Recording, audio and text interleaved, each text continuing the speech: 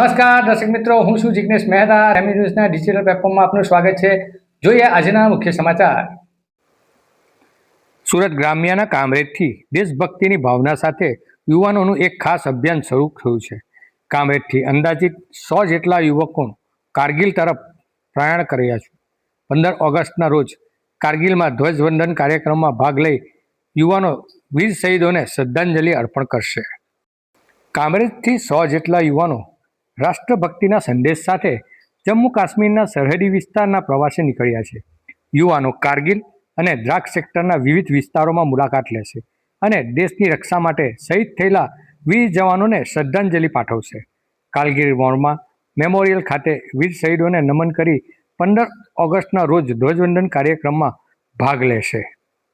આ ઉપરાંત ભારતીય ચીન સરહદ સુધીનો પ્રવાસ પણ કરવામાં આવશે.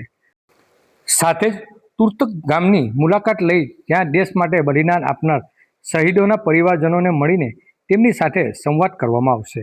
રાષ્ટ્રભક્તિ અને શહીદોના બલિદાનને નવી પેઢી સુધી પહોંચાડવાના ઉદ્દેશથી સાથે જ આ પ્રવાસનું આયોજન કરવામાં આવ્યું છે.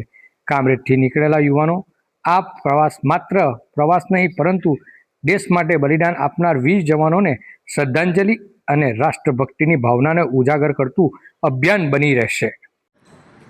આ પ્રવાસ કાર્યક્રમ સરહદી ક્ષેત્રનો છે અને ખાસ કરીને અમે 15મી ઓગસ્ટે કારગિલ દ્રાસ મેમોરિયલ ખાતે 15મી ઓગસ્ટ ઉજવવાના છે અને ત્યારબાદ લેહથી માન વિલેજથી ટુરટુક ગામ જે 1971 સુધી પાકિસ્તાનના કબજા હેઠળ અને પાકિસ્તાનમાં હતું, હવે 1971ના યુદ્ધ પછી ભારત પાસે આવ્યું છે.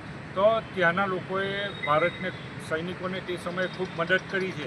એ પરિવારોને મળવાનો અને સરહદના સૈનિકોને મળી એમને મીઠાઈ ખવડાવી અને દેશને કાજે જે રક્ષા કાજે એ લોકો રાતને દિવસ મહેનત કરે છે તો એમને રક્ષા સેતુ રક્ષા હાથમાં બાંધવાની છે.